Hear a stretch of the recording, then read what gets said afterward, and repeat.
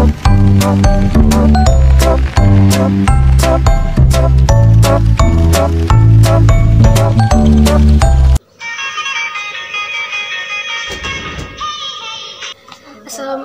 warahmatullahi wabarakatuh.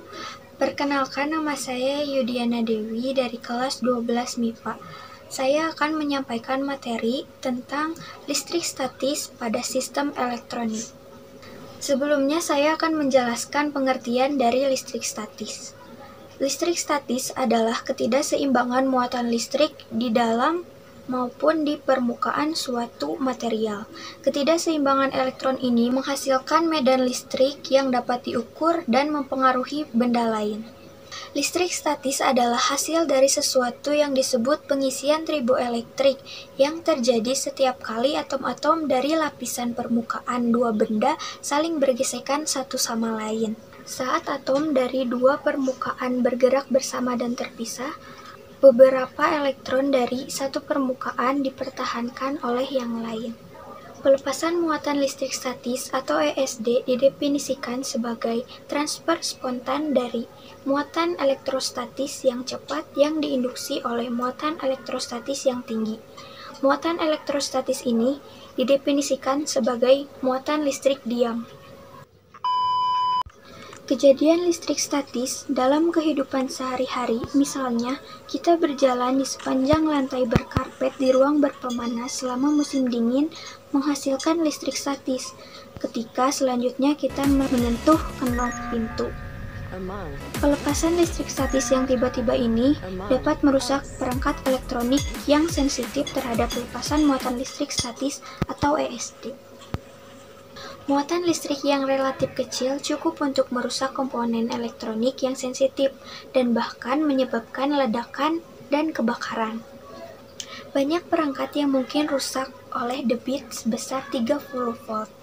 Bentuk ESD tak terlihat dapat menyebabkan kegagalan perangkat dan mempengaruhi keandalan kinerja elektronik jangka panjang.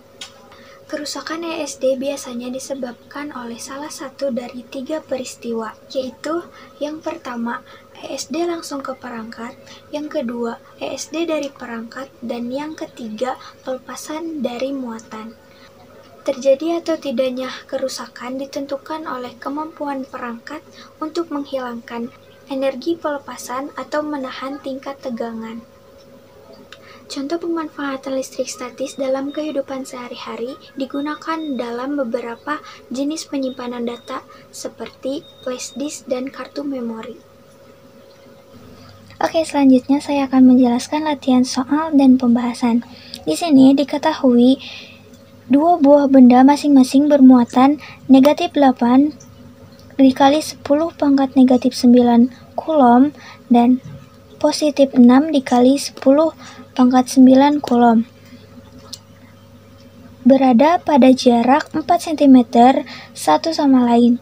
Jika K atau konstanta coulomb adalah 9 dikali 10 pangkat negatif 9, maka berapa besar gaya tarik kedua benda itu? Nah, di sini diketahui Q1 atau muatan 1 adalah negatif 8 dikali 10 pangkat negatif 9 coulomb.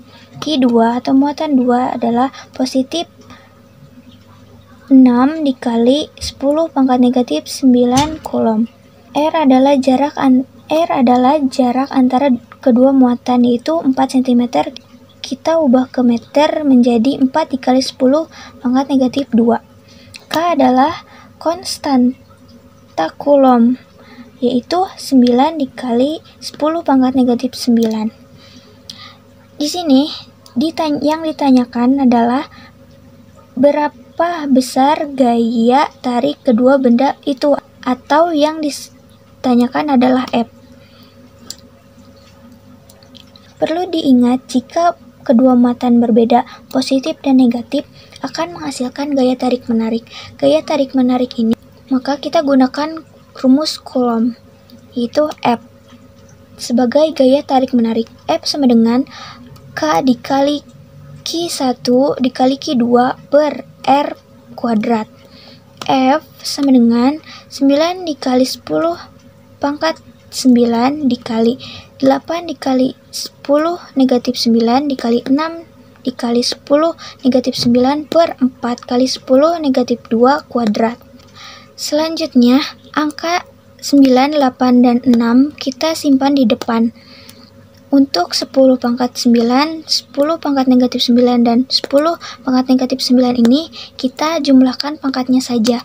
Jika penjumlahannya kali, berarti pangkatnya ditambahkan. Negatif 9 ditambah negatif 9 adalah negatif 18 ditambah 9 yang hasilnya jadi 10 pangkat negatif 9 per 16 dikali 10 negatif 4.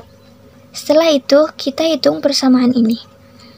8 dibagi 16 sama dengan 2, 6 dibagi 2 sama dengan 3, 9 dikali 3 sama dengan 27 dikali 10 pangkat negatif 5, di mana 10 pangkat negatif 5 ini adalah hasil dari 10 pangkat negatif 9 dikurang 10 pangkat negatif 5 yang pangkatnya saja yang dikurangkan. Jadi besar gaya tarik kedua benda itu adalah 27 dikali 10 pangkat negatif 5 N, atau sama dengan 2,7 dikali 10 negatif 4 N. Sekian materi yang dapat saya sampaikan. Terima kasih sudah menonton. Wassalamualaikum warahmatullahi wabarakatuh.